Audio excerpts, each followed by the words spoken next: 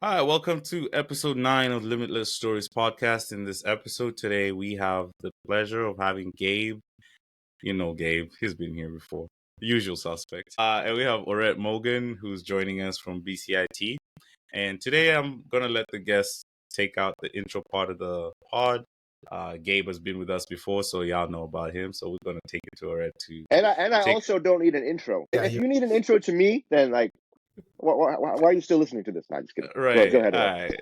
Let's go. Thanks, guys. Pleasure to be here. Thanks, Greg, for inviting me on, and thanks, Gabe, for the invite to connect. So, as I said, my name is Orette Morgan. I've been an educator here at BCIT for about 16 years.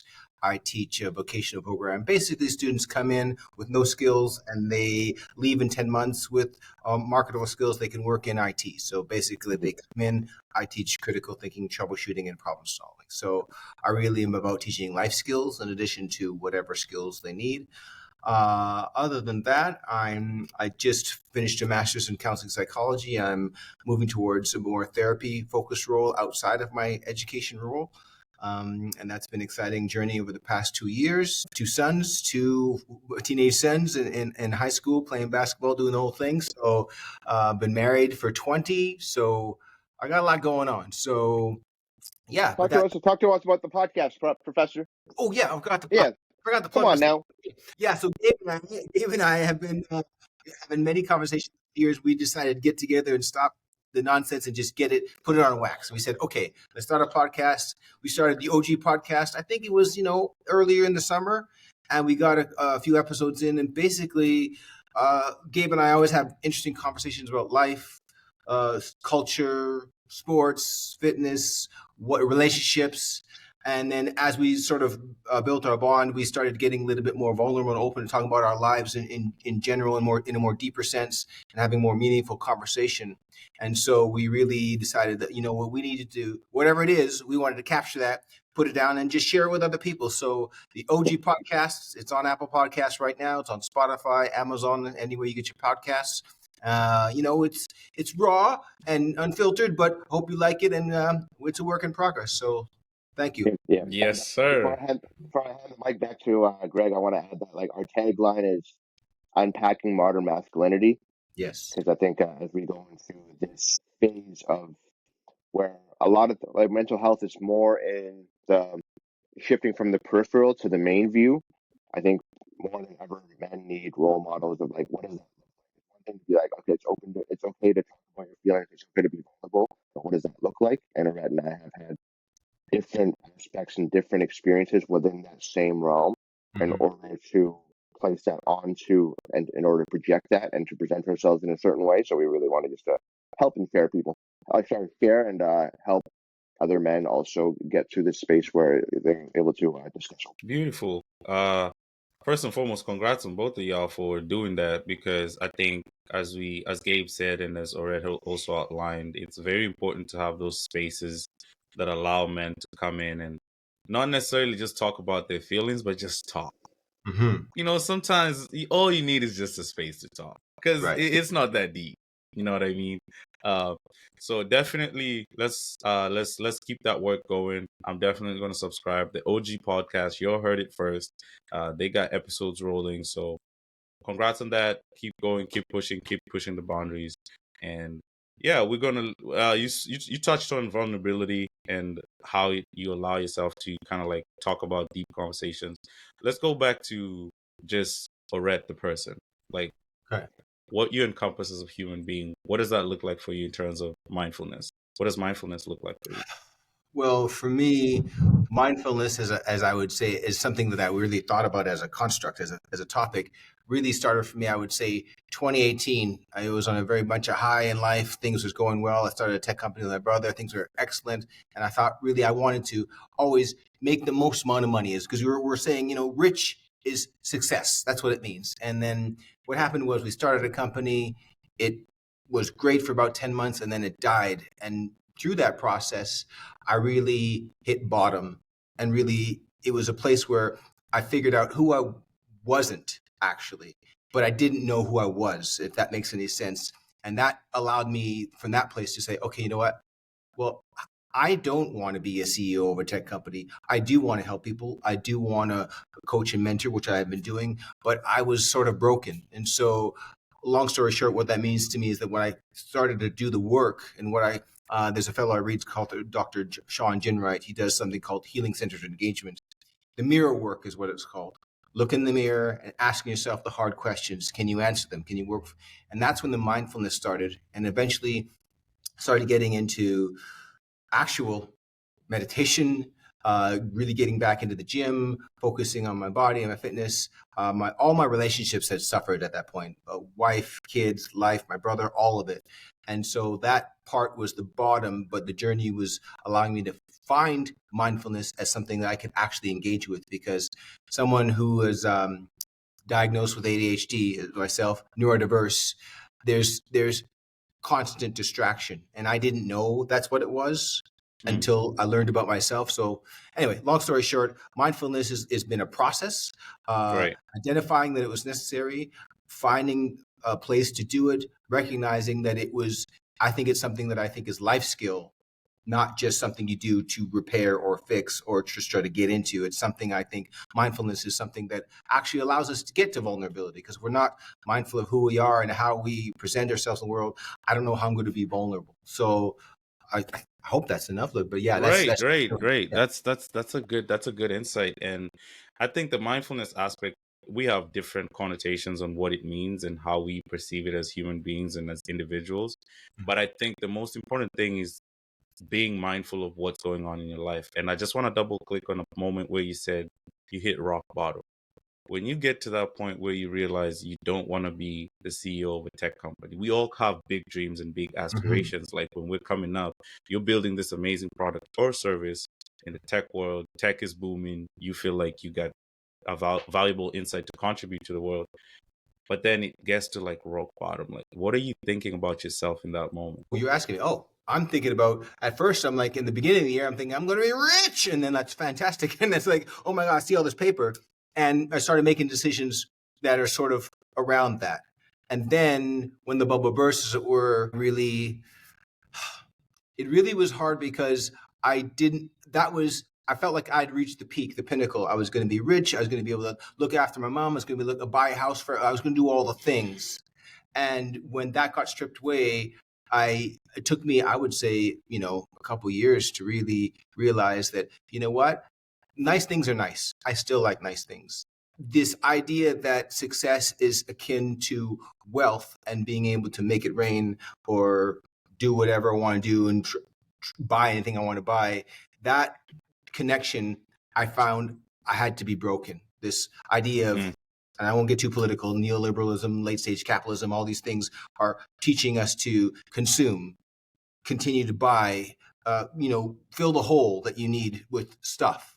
And when I sort of shed a lot of that and started asking really why do I do this? Why is mm, this important? And then really, I'll leave you with this. When I wanted to find a therapist, I couldn't find a black male therapist. I'd worked with therapists before, white men, and they were fine. But the idea here was that, and Gabe and I talk about intersectional issues a lot, but basically they were not able to identify some of the issues that were going on. That I wasn't there because I was black. I was there because I had needed help. Hmm. But mm, what I found with this therapist, they're unaware of my intersectional position, how that's relative to how I present, how that's relative to how the world perceives me, and all those things. And so when I went looking for one, I couldn't find one. That was a problem. I said, you know what? This needs to be solved. I mean, if I can't find someone who I identify with, there's got to be other men out there who can't do this. And so that was sort of the genesis of me saying, you know what? I think I can make a change. I think I can affect this particular issue. I've got skills. I got privilege. I got time. I got access. So I'm going to do the work. And that's what led me to start doing the work to take the master's in counseling psychology. You know what? I think we need more black male therapists, more than just role models, but as, a place where if you show up and you know what, my therapist now, she's black and a woman, and that's excellent. And when I showed up there, I started talking. I didn't have to explain certain things to her. She mm. walking around this body. I know she's a woman, different, but she knew some stuff right off the bat.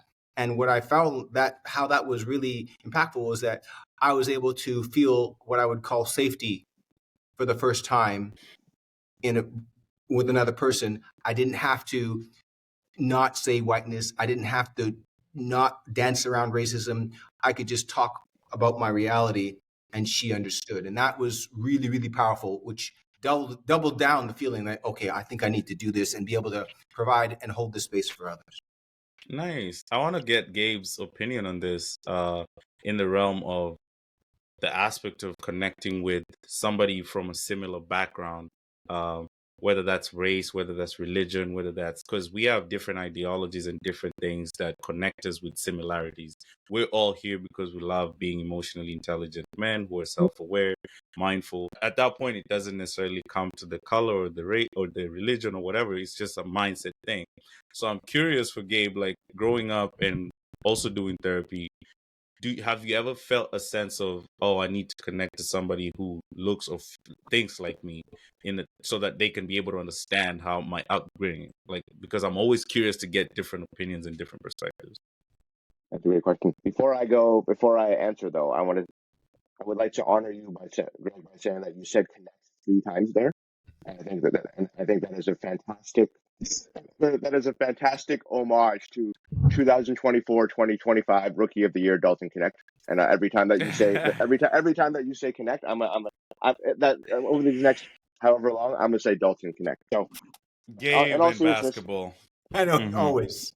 yeah, why are there other things in the world that just doesn't make sense? But yeah, but to keep us on track, I've had less of that issue because, in all seriousness, I grew up with this like natural affinity and whatever administration you want to believe in, God, Buddha, Jewish people, et cetera, all due respect to all the religions. I was just given this ability to like really feel comfortable around anyone. So whatever the therapist was placed in front of me, I was like, I just saw them as a human. I don't know what that looked like on the other end when they were talking to me, but to me, I was just like, cool. Like I'm more about like, is this, as opposed to like, can this person relate to what I've been through? My struggles was with, is this person understanding the level of obsession and dedication I have to everything I do in order to get there? Because some of them would be like, oh, blah, blah, blah, blah, blah. I'd be like, no, like I'm willing to do more work here. Like I don't want you to just be like write about your feelings for 5 minutes and then call it a day. That's not enough work. I'm willing to like really heal myself and like get past this whatever thing we're doing. And whenever someone wasn't able to like match the intensity and the energy, that's when I knew it was time to walk away. And I've been with like 7 to 8 different therapists, and I've logged over 200 hours of therapy. Nice. That's Yeah. a good perspective too, like understanding that the other person is here to deal with the issue, not necessarily an issue, but the content at hand is me coming with something that you're offering a solution to, or like an outlook that is different to mine, so that I can Yep. better understand myself and heal myself, because healing comes from feeling. Like if you feel those emotions, if you feel those uncertainties, those depths that you don't typically go to if you're not mindful, then it's hard for you to heal. And I'll take it back to you, or in terms of like getting into the One sec, Greg. space. Mm. And also, healing comes from within. I think a lot of people put their happiness and their healing and their journey on others. And as I've gotten to this place of life, the most important relationship I have is with myself. Every other relationship I have is a reflection of the relationship I have with myself. Please continue. That part. Thanks for dropping that gem right there. I appreciate that. Uh, as you navigated through the space of getting into your master's as a, wanting to be a Black psychologist and getting into that journey, how's that been? How's that been for you in terms of seeing a problem, seeing a need, and trying to address it from a personal perspective? How's that shaped you to understand the landscape a little bit better? Yeah, that's a good question. I think for me, whenever I see a need that I think I can do something about, I feel compelled to address it. I mean, when we talk, I'll mention the word privilege. People talk about privilege in lots of ways, but I tell my students, I say, there's no shame in having privileges. What are you doing with it? Right? I have the ability to see this and affect this. So I think I can, and I think I will. And so to me, that's the ultimate. If I have the ability to do something, I will. But also I learned this from my mom, was just, get up every day and do the damn thing. Like my mom went through so much as a single mom, growing up and having a single mom in the 70s and 80s and all that stuff. And she was just very much driven. She knew there would be obstacles. She knew there would be roadblocks, but she got up every single day and did it. And so for me, my feeling about wanting to always do better, always improve would be to honor the struggle and the sacrifice that my mom went through to get me to the place that I am able to. So she survived so that I'm able to thrive. And so for me, the idea that there's something that I can do, it's hard for me to not do it once I see it. I can't unsee it at that point, right? Yeah. Right. And, Greg, am I able to hop in with a question for you? Yeah, absolutely. As you know, I'm all about a circular conversation. Yeah. Like 100%. Orette mentioned privilege there. I think privilege is really important because based on, are you okay with me mentioning like where you work? Yeah, 100%. Okay, cool.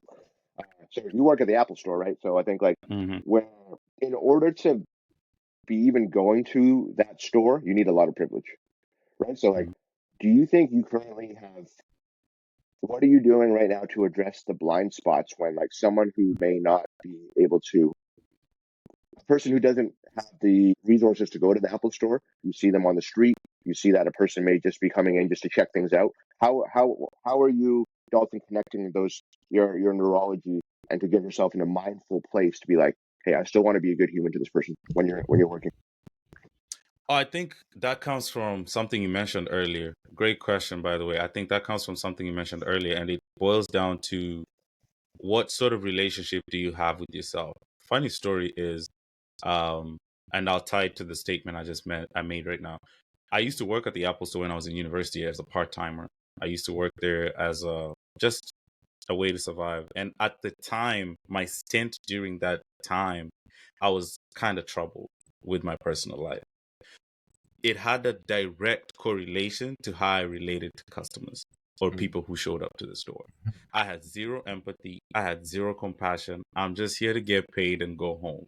I don't care about your day. I'm just here to get paid and get home.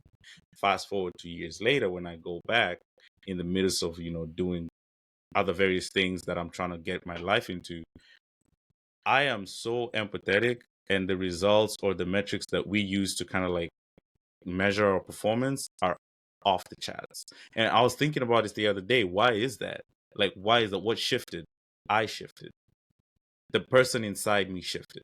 Like the body, the mind that was there in my first stint, and the body and the mind that show up to work every single day today is a different body and a different mind. And it translates to like very meaningful and engaging conversations. So when I see somebody who comes in and they can't be able to put money down for a $2,000 phone, I tell them, hey, there's monthly options. You could do this per month and you could save some money. You don't have to put that down payment one time at the beginning. And you could just see how that makes them feel from like a perspective of, he understands the economy stuff. So he understands. And just being able to connect those dots from the past version to this version, I think it's something that I'm very proud of as a growth mechanism. Greg, I just What want. was it? Sorry, Go I ahead. want to jump in. I say, you guys often give, well, not you guys. I say Gabe often talks in basketball terms, but he made a technical term for me. It was like the version.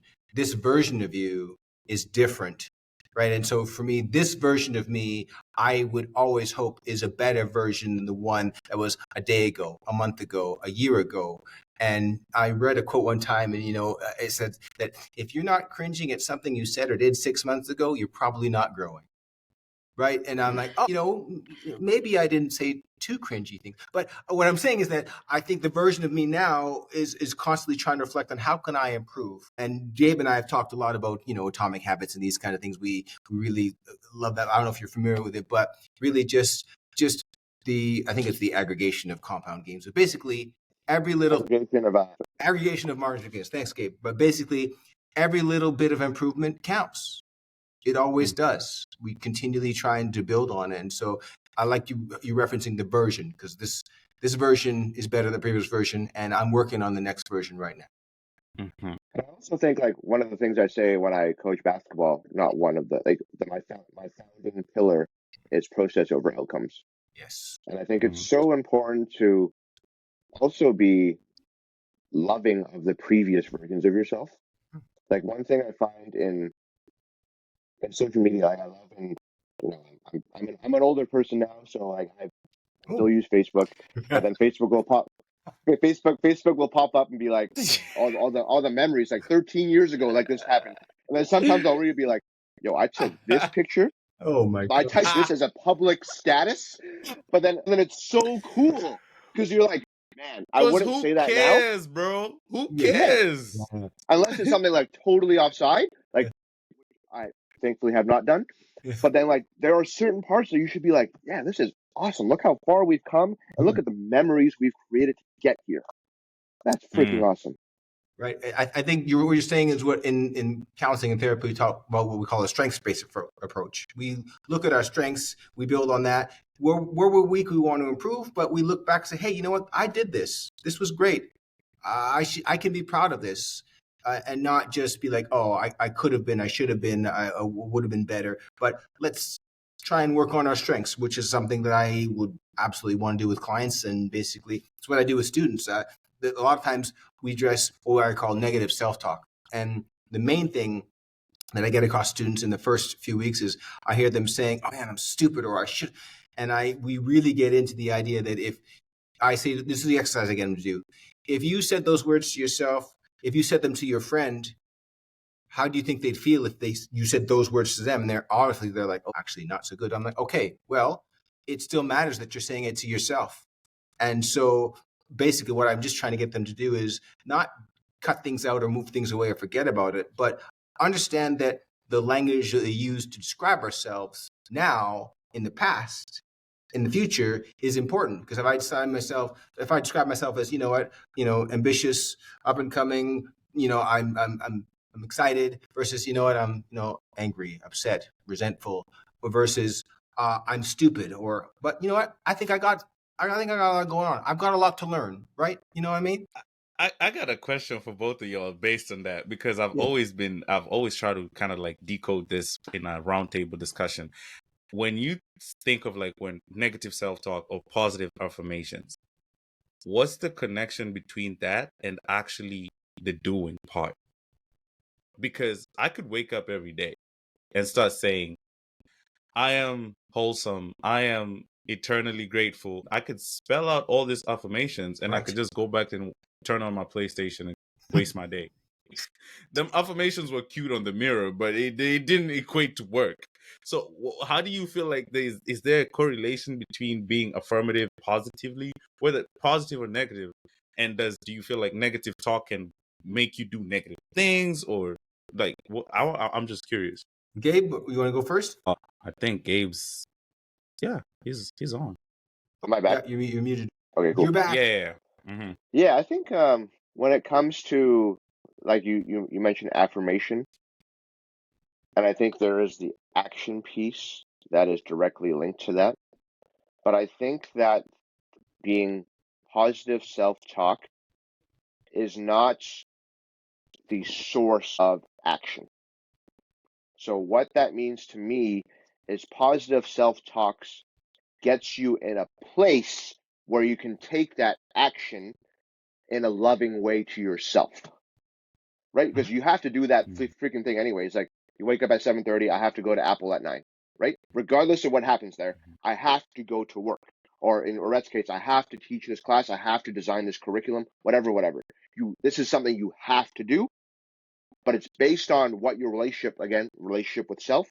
Based on that relationship with yourself, how am I going to approach this thing? Yeah. You know what, Gabe? I'll bring it back to what Greg was saying. We've talked a little bit about this before, something called the brave space, and basically that thought and action. Because what I would like to say is that, sure, you can have negative self-talk, but are you able to act? Are you in a place where it's safe to do the thing that you want to do? Mm-hmm. So, for example, in basketball, I'll give it back. If I think that, you know what, I don't think I'm going to hit that foul shot, I promise you, it's going to be harder to do it. But if you're like, you know what, I think I'm going to do my best and I'm going to show up. And if I miss it, I'm going to try it again. And so when you go there, like what's like Gabe saying, I'm going to put myself in a state that allows me to accept that affirmation as something's real. And I think that builds confidence, not false confidence. And like, okay, well, I don't want to say that I'm fantastic if I can only hit 3 out of 10, but show up and like Gabe says, I do the process. I follow the process. I practice. It tends to stack and build. But if you're constantly telling yourself you can't, you won't, you're not good enough, I think that leads to negative outcomes and negative outcomes as far as action, right? So the action is not, the self-talk is not the source of the action, but I think it's definitely relative to your outlook is relative to your output, as it were.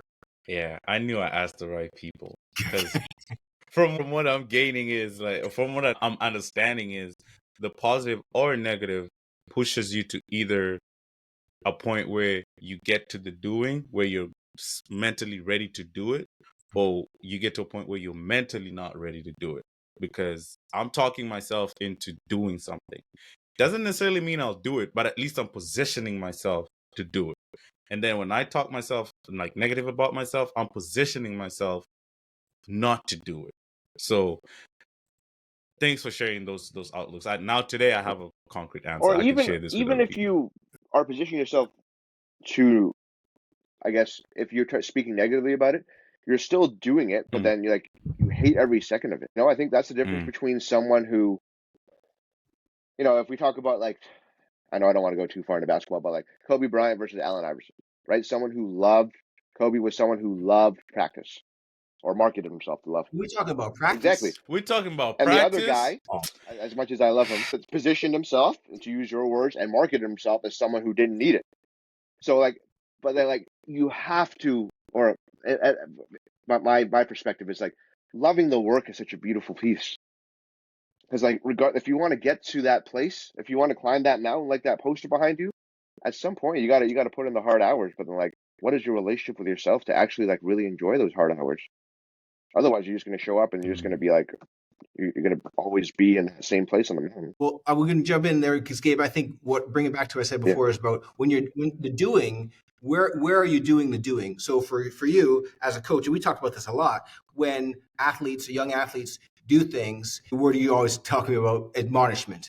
I've seen how you respond to them. So if I show up, say I'm ready to do it, I want to do it, I'm here. But then when you go and do the thing, someone tells you, no, that's not good enough. That's terrible. Do it again. Versus, you know what? I think we got something to work with here. Let's see how we can improve that. Those two statements are trying to get the person to do the same thing, but the place that we're in, the space that we're in, allows me to accept that failure is part of the process. I can make mistakes. Right. That's how it works, but I don't have to be admonished, put down, or shut down because I make mistakes. And this is where the doing and the self-talk comes into the place where we're doing the context, the action. For myself and my students, I'm like, you know what? When you get out there and work, no one's going to be out there holding your hand. However, if you practice thing, and in this space, you're free to make mistakes. There's no penalty for mistakes. It's failure is part of the process. I try and create the environment where they're safe enough to. And Professor, we got two hands, right? One of the things that you said is no one's got to be able to hold your hand. You could be your ultimate best friend. Hold your own hand. Give yourself slap fives. Lift yourself up. That's where the self-talk comes in. Lift yourself up. Absolutely. I say, I'm not going to be there to hold your hand, nor do you want me to. I'm trying to teach you to hold your own hand, right? And that's hard. That's easier said than done. When I tell my students, like right now, they show up and they get nice things. You push a button, Uber comes. You push a button, Netflix happens. You push a button, like all that. Well, when I ask them to do something that's, you got to sit there and think about it and read. For 3 minutes. It's hard. It's hard. I promise you, it's hard. So when I'm talking to them about this, it's usually a worldview paradigm challenging situation. I'm asking you to go slow. And what I do briefly is I actually don't have any marks in my program. I remove them. I teach for mastery. You do the best that you can do any day that you can do it. I always accept the best that you can do. And I say that if you submit what you can take ownership of, nothing more, nothing less. So I say, you know what? This fake it till you make it nonsense, I don't believe in that. Don't ever do this. Don't ever fake it. Just be real. Because if you show up somewhere and you present yourself authentically as the person you are and they don't want you, then that's not the place for you. But you may be able to come back. You may be able to prove. But right now, this place isn't for you. And so you can do the work and do whatever, but don't ever present yourself as something you're not. I know this from my own self. I did this, wanted to appear a certain way, wanted to act a certain way in service of others. And I one of the things I tell my students is, you know what? You're under no obligation to represent yourself in a way that makes others feel comfortable. Do your Right. best. And Right. that's all you can be asked to do. I love that. I love the outlook on the stories that both of you have shared, and I think it's so important to just authentically show up. I think that's one of the biggest things, because your community will find you. Mm-hmm. I'm a believer of that. Like, people will gravitate towards you as the different versions keep updating. You know, sometimes when you talking about tech, when you start debugging some problems in a software program or whatever, you have to remove certain things and put certain things in. And that's literally how people are. The version that you Mm-hmm. kind of debugged yesterday is not the same version today. Right. So you have to kind of like allow that version to exist as is. And you always like retool and reinvent yourself as life goes. So thanks guys for sharing that. I wanna take a step further and go into some of the relationships that we've formed in our journeys, and a big one is like you two met, of course. But Orette, I want to give you the floor first in terms of like how you did when you did the work and you started relating to people in different. Of course, I think it's different ways because your Mm-hmm. version changed. Mm-hmm. How does that affect the immediate people around you? So your kids, your mom, and your family. How does that affect your relationship prior to not doing that inner work? That's a deep question. I would say at first it was hard because when you start, for example, discovering what the person that you want to be, and the person that you are, and the person that you were, the person that you are is like, you know what? I don't want to be the person that I was. I want to be this over here. This is more aspirational. But in order to find that, I found that figuring out what my boundaries were, I had to learn those. I found that some of our relationships got more difficult because I'm like, you know what? Our relationship worked this way before because that's the version I was. But I'm not that person anymore. So at some point, sometimes you're like, you know what? This person, they got to go. Or we have to reevaluate our relationship if we're going to stay in a relationship because the person I am can no longer accept the things that are part of this. As far as my children goes, I would say that I grew up in a very authoritarian, do as I say, not as I do, you do or else, very old school Catholic Caribbean background. And as I got older and realized that Rob and I talked about before, I realized that that method was not going to work for my children and is what I knew. And when it started happening, I am like, oh my God, this shit isn't working. There's no way to escalate. There's no way to continue to double down.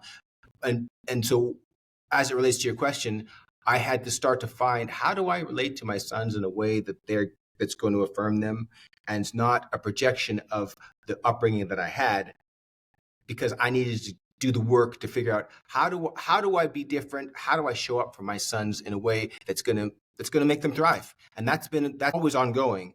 And Gabe and I have discussions about it, but just being able to just now accept that children in general, are deserving of your respect from the jump. They do not have to. They don't have to earn it. They're not deserving of it because they're children. You should respect them, which means, as you said before, show up with empathy, show up authentically, ask them what they want, allow them to engage with their agency, those things. And that sounds all nice and new, but before, no one talks about that. Children do what the hell I say, Right. or else. Right. And so having to shed that paradigm, which is really a big part of the worldview, it was really difficult. But the more work I do in that, even I still make mistakes talking to my son because, teenagers are difficult. But so saying that, right. So just real talk. So, but even I'll give you a quick example before I move on, let Gabe jump in. Like the other day, my son, he's eating dinner. He eats like some nonsense, 3 wings. And then 20 minutes later, he's come back for a Nutella sandwich. Like, God, I'm like, dude, like, it's been like 30 minutes. You're going to eat. And he's like, why are you asking me about what I'm eating? It's nonsense. It's the stupidest thing ever, he says to me. And I'm like, okay. So we went back and forth a bit. And then overnight, I'm like, you know what? I went back to him. I said, you know what? I thought about what you said.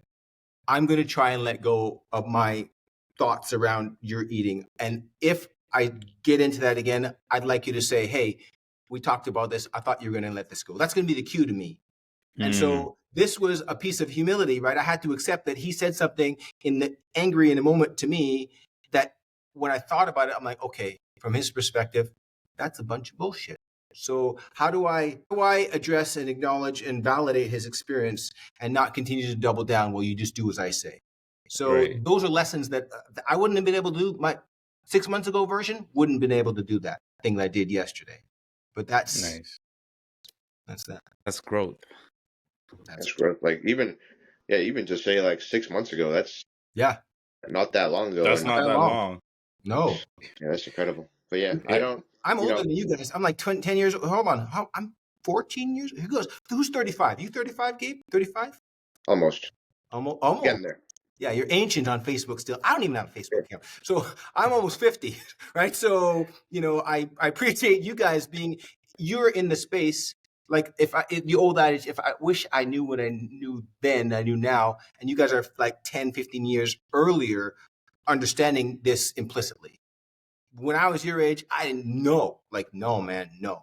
I was nowhere close to the level of self-awareness and understanding that you guys are. So, I good on you. appreciate it. appreciate that, man. Appreciate that. It's always funny when people they say that, and it's like, bro, I feel old though. What are you talking about? Oh, you not Like, old. what? Like, bro, I feel old. Like, I don't know what you mean, but I got some life in me, okay? Like, Right? come on now.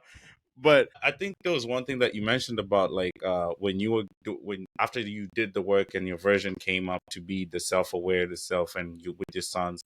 Is there any relationship, immediate or work or platonic, that you lost that you feel like could have done better there? Um, Could have done better. yes. I mean, yes, there definitely are some. I would say there's some, well, high school was a long time away from me, but there are some high school friends who, nothing bad or otherwise, just the person that I was not compatible. And at some point, I realized that I think I'm maintaining relationships in a way that's designed to suit something that I no longer value. And so Mm, to me, like, you know what?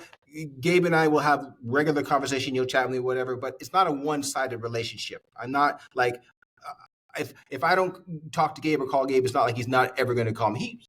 We get together. Whereas I think relationships should be reciprocal, mutual respect. We understand what it is. We understand what a relationship is, and we can actually talk about our relationship because we do. And Gabe's very open. He's like, dude, I'm not ready for that right now. I can't, So I'm like, okay, that's cool. And I just respect that. Whereas before in my previous, group, friends, whatever, that conversation, oh, you know what? I'm not ready for that right now. We couldn't even say that. I can't say mm, that to you because you may disagree. That may mean conflict. It may mean we're going to mm, argue. And with Gabe, for example, I have no reason to think that he's attacking, thinking, or otherwise. He's just saying what his truth is. And so that is a relationship that affirms me. We have mutual right. respect. So my previous relationships weren't built on that because, again, different version. Didn't understand how to structure, say what I need, set clean boundaries, understand what conflict is and what it isn't. A lot of more things than that, even.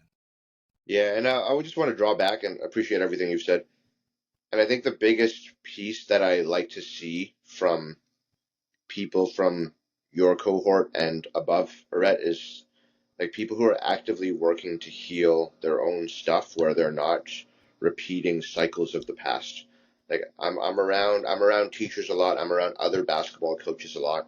I'm around people who work with people a lot. Mm-hmm. And then like the amount of times I just see and hear someone just repeating generational trauma is more than I'd like to acknowledge or even accept. I just continue to anyone who is putting in the work to not repeat what didn't work for them, but they want to almost plaster, for lack of a better word, because there's no other way that they know how, but that they know how currently. Mm-hmm. But there are Mm. other ways you can get to in order to administer that pedagogy. Anyone who's willing to do that work, I have so much respect for. I think I'm gonna ask you another question, Gabe, because I don't think I asked you in the episode that you came on. Uh, how do you nurture your relationships currently as compared to your previous relationships? Because I think it's uh, all of us have relationships that we lost, that we felt like we could have been better. Because I think it's always good to be self-aware and balanced in your approach, because we tend to, oh, it's them, but sometimes it's us. Sometimes it's us. Sometimes we got us. So we got us. I'm asking you, I'm asking you how you've dealt with relationships that you've lost and how you nurture relationships currently. Orette, are As you okay if currently I share an constructed. example that you've shared with? Actually, stop me if it's not okay. I'm sure it'll be fine. You go right ahead. So there was Brave space. Yes. Brave space. So there was I asked Orette about this 7 or 8 months ago. Like I was like, do I keep this person on my life because I consider that person a dosage person? So I could use this person. Not use is the wrong word. I don't use people. Let me rephrase that. I could tolerate this person in specific times, but then more than the dosage to related to medicine, I would get sick.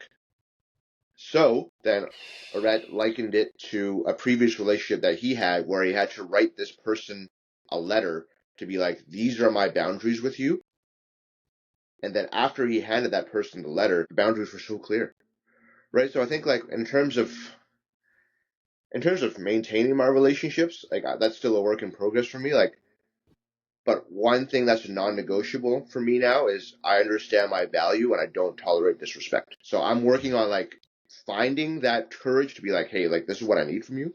And if you don't need it, if you can't meet me here, then I'm out. However, I'm willing to put in that work to be like, I am this person now. I'm the version as you both like to use. And if I were to continue down this trajectory, this means these parts of me that used to hold me down and these dosage people can't exist in the same way. I appreciate the dosage adage. Like that was really dope. That was really dope because there's a lot of relationships that feel that way. It's like a dose of medicine. It only works when you need it to work, but half the time, most of the time, you don't need it. But my question, we need more vitamin people in our life. The things yeah, you take daily and they feel good. Vitamin people. exactly. Hey man, the best vitamin is sunlight.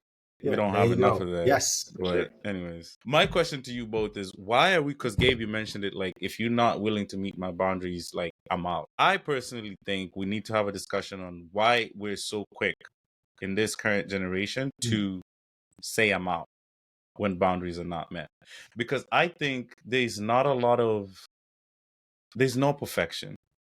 Even with the purest soul on earth, there has to be some level of discomfort that will arise.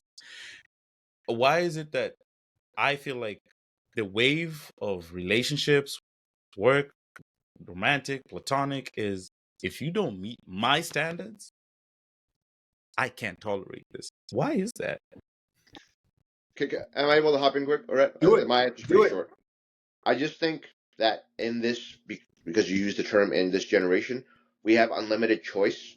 Whereas 10 to 15 years ago, like if I don't like my romantic partner, it took me a long time. I had to muster the bravery, I had to muster the courage to ask this person to go out even on a first date with me. Now you have unlimited options to be like, oh, you not working? Cool, I'll just swipe again. So I think the access is a lot higher. Therefore, your tolerability and your willingness to put in the work has lowered because of the increase of access. So it's not a me issue. I think it's a societal issue. Well, I'm going to jump in on it again because I was actually going to go the technology route again because I am like in a bridge generation. So do you boys know what a rotary phone is, or have you seen one before? Oh yeah. Because I used one for real, like had to do it legit. And so what I'm saying is that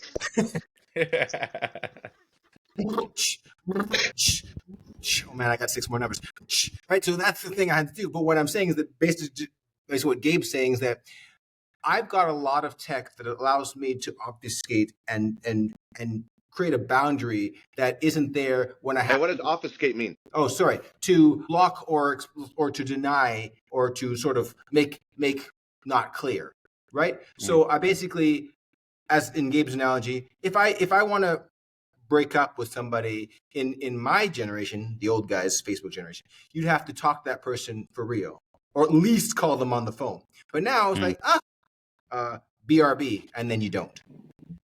Right? So what I'm saying is that ghosting, right? So part of what we've had, this thing is that we've been able to insulate ourselves in worlds, networks, boundaries, things that have changed the social dynamic and also have eroded intimacy and interpersonal communication skills. So now if I want to look at Greg and say, you know what, Greg, we're done, cut it off. But if I show up to his face and I say, Greg, I actually don't like you. That's hard, because That's I'm going to see different.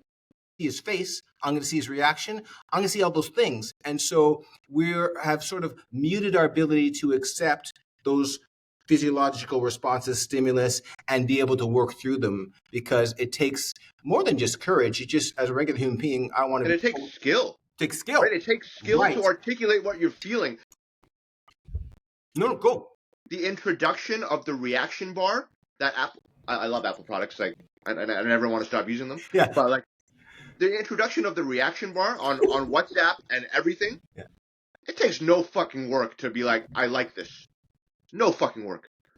But for you to actually be like, why do I like this? We used to have to like explain that shit. Yes. Right? You're fired up. I know. We got Gabe fired up. You are cutting off a piece of critical thinking Right. to be like I send you a video and you just laugh emoji. Yeah. Okay, cool. And like, so what did you think of that? So just like that leads directly back to what we're talking about, to be like, hey, we aren't invested into relationships because it doesn't take that high level of an initial investment. And you know what? I would also say that we're, as young people, children, although we're not taught and practiced to value interpersonal communication and relationships in a way that's not relative to some product, thing, or otherwise. If I'm taught as a young person, say, hey, you know what? This is your friend. And you know what? Your friend in the playground said something mean to you. How do we address that? How do you understand what's their reality? We don't do anything like that in any version. We just assume that, you're going to clap back, you're going to hit back, or whatever. And sometimes it's legitimate. You need to defend yourself. But all I'm saying is that if we value interpersonal communication, our society is devaluing it a lot, I think, based on our interaction with tech. And so you have to do the work to actually, the skill. Oh, you said that stuff to me. How do I respond? But that's not there if I can swipe left or ghost or do whatever. Yeah, but that boils down to like when Gabe said that there's options. I think there's an illusion of options, because there's not a lot of people, as both of you attest, who are able to communicate effectively when they're faced with a scenario real time. These blockers, these blinders, I'm just going to mute you, I'm going to block you, I'm going to ghost you. But then when it comes to face-to-face conversations, that's a different ball game. Like it takes a lot of balls to be able to look at somebody dead in the eye and say, I don't want to be with you anymore. It's easy to text that, it's easy to block that, but it's not easy to communicate that. But then if the feeling of, I'll just get on the app and swipe away, there's options, but what quality are you getting? It's like buying fast food and saying, yeah, I filled my hunger, but did you really win at the end of the day? And also the opposite of that, I think, like, I'm a person of love and light. You say it's easier to be like, hey, whatever. On the opposite end of the spectrum, technology has also made it harder to like to transmit love. I think like it's easier to text love you or send like a heart emoji. Like look your best friend in the eye and be like, I love you, bro. How hard is that? It shouldn't be that hard, but I think going back to the early part of the conversation, I think when you are able to have the privilege to do the work, to show up authentically, in touch with yourself, you know who you are, I think those boundaries melt away a little bit more. And so on one side, you're like, okay, you're not meeting my criteria. Gabe says it in a more like, this is succinct. But I don't think Gabe shows up and says, dude's like, hey man, that's not good. Gabe's like, you're out, you're done. Right? I don't think there's more nuance to it. I think someone like Gabe would be like, okay, we've talked, we've experienced each other. I've said some things to you. I've tried. And I think I've reached the point where I now have to make the decision to say, you know what, I think we're done. I don't think it's just quick, cut, and dry. So it's a sequential, yes, like actions. Like they built up to the point where I did an analysis and I came up with the report and I said, The findings of this report, unfortunately, say you're not the one. Yes, it's we are not to be Page more. So 3 of you went over budget on this one. I'm yes. sorry, But but I'm gonna leave some concluding thoughts here because I only got a couple minutes left. Because I just want to leave. I think I'd be remiss to not drop something from my hero in any conversation. So, like in the words of Kobe Bryant, I think everyone is competitive when things are going well. Mm-hmm. A true competitive person finds it within himself to pull himself out when you're down 15, you're down 20. That's when the true competitive people show up. And I think for the sake of this conversation, I would say like true vulnerability and true awareness and true mindfulness. What do you do when shit hits the fan? If you're having a great day, your bus arrives early, you get to work, so your favorite coworker bought you a coffee, of course you're going to be happy. When all that stuff doesn't happen, how do you react? That's my mentality. I love that because I'll just quickly jump on that. For my students, I do something, a project. I call it a resilience project. Basically, I say, here's the project. I'm going to show up. I'm going to give it to you thing, and boom, and you're going to hand it in 2 weeks. And what I'm not going to do is mark it and go over it step by step. I'm going to ask you, how did you get up? When you were sad, when you were depressed, when something happened to your pet, when you had to look after your mom, when something strange happened, how did you deal? And so that's what I want you to describe, not the work. The work is going to be there, but your life is never going to stop because work is happening. So what I like that is that how do we use a strength-based approach to identify resiliency? What did I do when I was at the bottom? How did I get up? How did I show up? Basically. hey man, I think we need part 2. Yeah, man. 'Cause I'm not done. I'm not done. We can do a home and away. We'll have Greg on. We'll have Greg on the OG podcast. I think that would be. I don't know if he will want the Chinatown trip. You think he's down for buns and shuai and shrimp? What do you think? Hey, if he's not, then we're done. Boundary crossed. Yeah, no boundaries. You're out. I did an analysis, and the report says you do not qualify for this criteria. Exactly. That part, man. That part. Hey, that was fun, I would love to have you guys again. I think I still have a lot more. You guys have a lot more insight. But due to the constraint of time, me, Gabe, and you as well have other obligations. I would like to end the episode with just one word answer to what you summon your life to. I think we didn't really dive as deep as I wanted to, but that's okay. That's why there's next time. So Orette, if you don't mind sharing, it all boils down to growth. Need to continue to grow, and that's going to be ups and downs. It's going to be painful at times, but growth is not born of comfort. It's born of discomfort and challenging yourself. So for me, right now, it's growth. And let's continue growing the OG podcast, Orette. Plug that stuff. Continue publishing. Where can people find the OG podcast? Wherever you get your podcasts, Apple Podcasts, Spotify, Amazon, everywhere. So if you got a Apple phone, great. If you got a Android phone, Amazon, whatever, it's all out there. Just you get it. And actually, it's OG podcast with a white background because there's some dudes who are claiming to be the OGs, but they're not. It's us, right? Okay, so OG podcast. All right.